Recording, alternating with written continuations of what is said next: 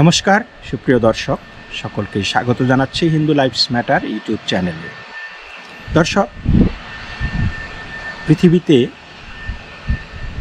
ক্ষণজন্মা কিছু মানুষ আছে, তারা বারবারই আসে এবং তারা পৃথিবীতে তাদের অবদান রেখে যায়, কোনো কিছু চাওয়া বা পাওয়ার আশা না করে। তারা নিঃশেষে দেশের জন্য, মানুষের জন্য, সমাজের জন্য, সৃষ্টির জন্য তাদের জীবন রেখে যান, জীবন দান করে যান। তেমনি একজন মানুষ, ক্ষণজন্মা পুরুষ, বীর মুক্তিযোদ্ধা শিব নারায়ণ দাস। তিনি সম্প্রতি গত হয়েছেন। এই শিব নারায়ণ দাস জাতীয় পতাকার সবুজ জমিনে বাংলাদেশের যে হলুদ মানচিত্র ছিল তা অঙ্কন করেছিলেন। কিন্তু কজন আমরা এই বিষয়টি জানি বা কয়জন আমরা তাকে স্মরণ করি বা কোথায় কেউ কি তাকে সেই স্বীকৃতিটা দিয়েছে? কখনো রাষ্ট্র সেইভাবে কি তাকে সম্মানিত করেছে? এরকম বিশেষ করে হিন্দু হলে তো কথাই নেই।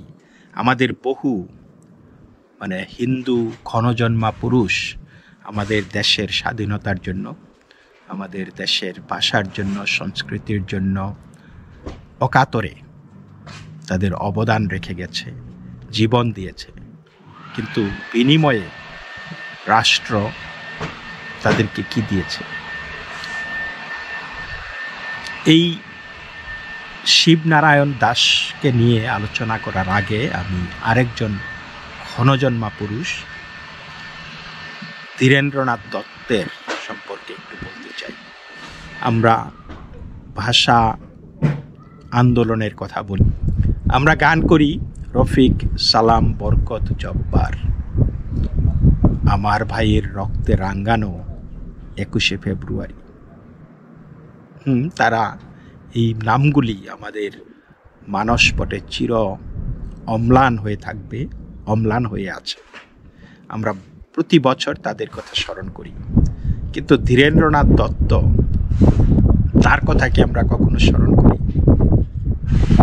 যেই ভাষা আন্দোলনের গোড়াপত্তন যিনি করেছিলেন 1948 সালের ফেব্রুয়ারি মাসে, সেই ধীরেন্দ্রনাথ দত্তের অবদান আমরা কি জানি? রাষ্ট্র কি সেই অবদানকে স্বীকৃতি দিয়েছে, দেয়? দর্শক, 25শে ফেব্রুয়ারি 1948 সালে পাকিস্তানের কনস্টিটিউয়েন্ট অ্যাসেম্বলিতে যখন একটা প্রস্তাব উঠেছিল উর্দু এবং ইংরেজি হবে পাকিস্তানের অফিসিয়াল ল্যাঙ্গুয়েজ, তখন এর প্রতিবাদ করেছিলেন ধীরেন্দ্রনাথ দত্ত। সেই অ্যাসেম্বলি হলে তিনি ঘোষণা দিয়েছিলেন, তার ভাষণ রেখেছিলেন, The national language should be the language spoken by the majority of the people of the country. And I think that Bangla should be the lingua franca of our country, Dhirendranath Datta proclaimed. কি দ্ব্যর্থহীনভাবে তিনি বলেছিলেন যে ভাষা হবে সেই দেশের সংখ্যাগরিষ্ঠ জনগণ যেই ভাষায় কথা বলে, এবং সেই অনুযায়ী বাংলাই হতে হবে পাকিস্তানের রাষ্ট্রভাষা। কিন্তু সেই আন্দোলন পরবর্তীতে 4 বছর পরে 1952 সালে সেই আন্দোলনটা সফল হয়েছিল আমাদের রফিক, সালাম, বরকত, জব্বারের রক্তের বিনিময়ে। কিন্তু আন্দোলনের পুরোধা, আন্দোলনের যেই সূচনা করেছিলেন সেই মানুষটিকে নিয়ে কখনো কোনো গান শোনা যায় না, কেউ সেই মানুষটিকে মনে রাখে না। এই হলো আমাদের বাংলাদেশ। আজকে যদি সেটা ধীরেন্দ্রনাথ দত্ত হয়ে অন্য কেউ হতো, তাহলে হয়তো ইতিহাস তাকে অন্যভাবে স্মরণ করত।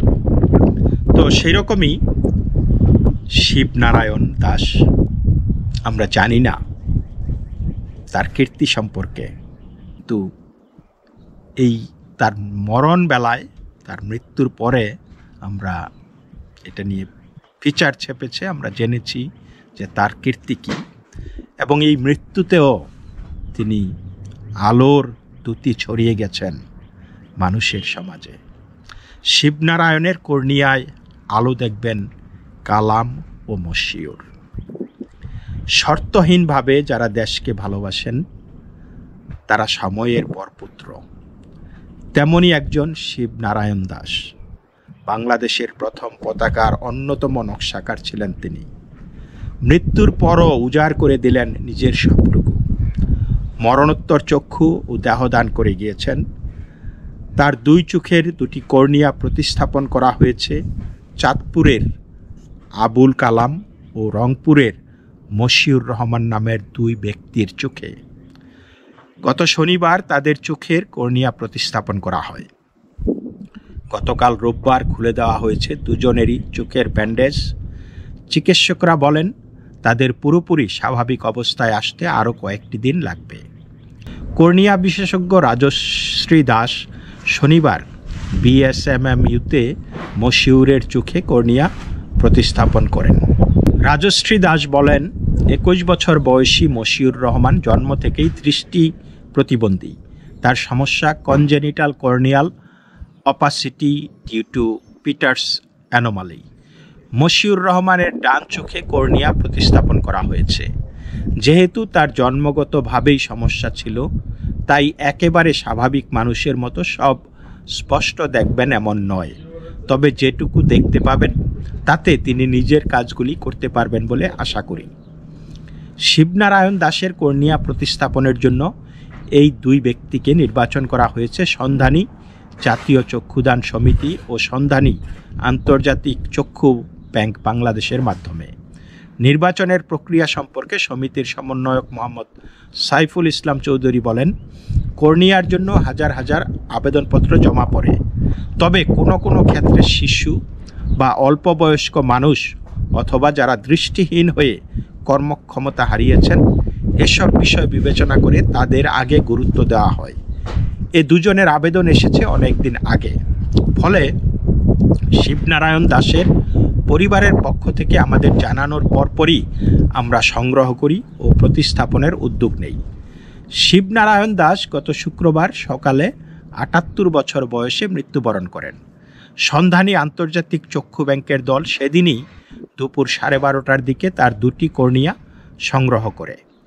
শিবনারায়ণ দাশের ছেলে অর্ণব আদিত্য দাশের সঙ্গে যোগাযোগ করা হলে তিনি বলেন, বাবা অনেকদিন আগেই তার চোখ ও দেহ দান করার ইচ্ছা জানিয়ে রেখেছিলেন। আমি তার ইচ্ছেটা পূরণ করতে বাবার মৃত্যুর পরপরই সন্ধানীকে চক্ষুদানের জন্য এবং বিএসএমএমইউ কর্তৃপক্ষকে দেহ দানের জন্য খবর দেই। তারা এসে আনুষ্ঠানিকভাবে বুঝে নিয়েছেন আমাদের কাছ থেকে। বাবা চেয়েছেন তার শরীরটিও মানুষের চিকিৎসা বিজ্ঞানের শিক্ষার্থীদের প্রয়োজনে কাজে আসুক।